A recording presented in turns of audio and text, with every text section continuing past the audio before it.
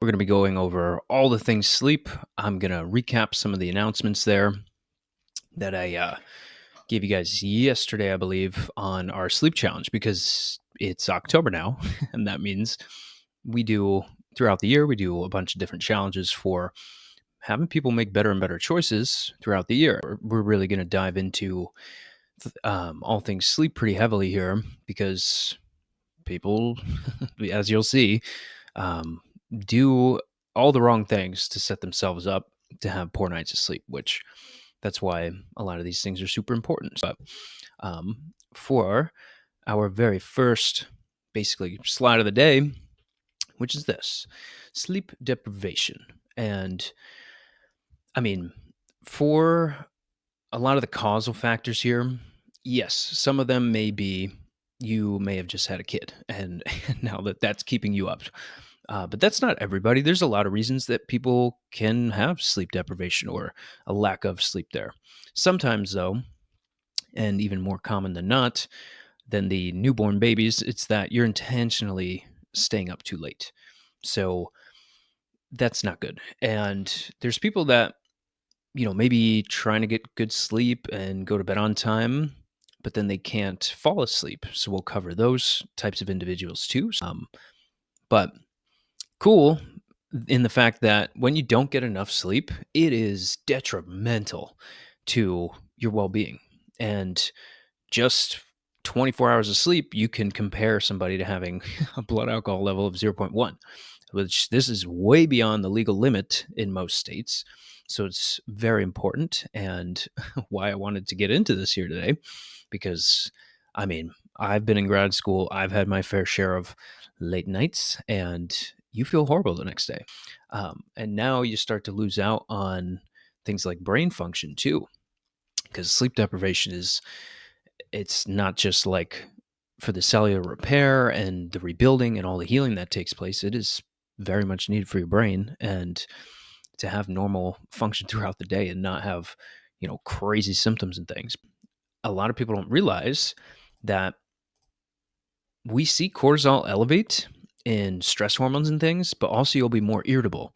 So when you're not getting enough sleep, you are not only less motivated, but now you have increased stress hormones and you're more irritable. And of course, with that, you don't want to cook. But also, something that nobody that I know likes is gaining weight.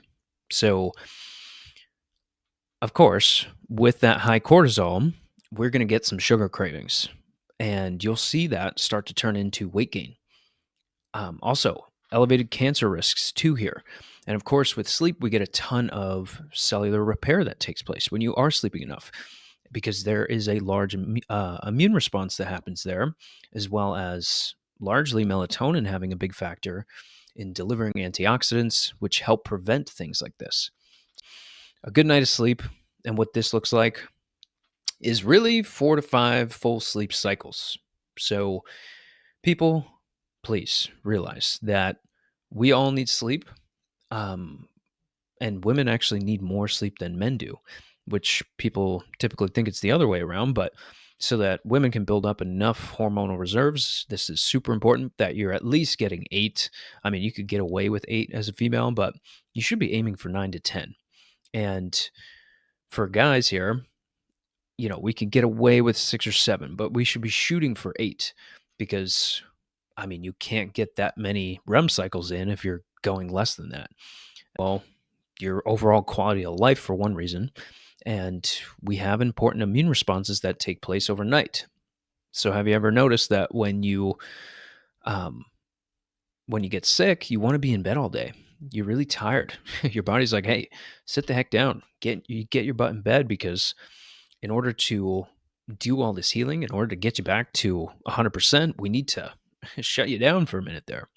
But obviously, there's benefits to the heart, to motivation, energy, drive, and all the beautiful things that tag along with this.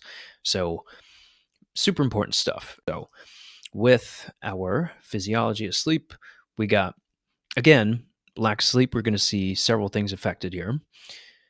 You're going to see higher amounts of stress hormones, things like cortisol and epinephrine.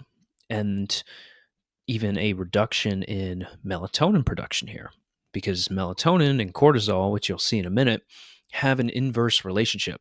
So when cortisol goes up, melatonin goes down.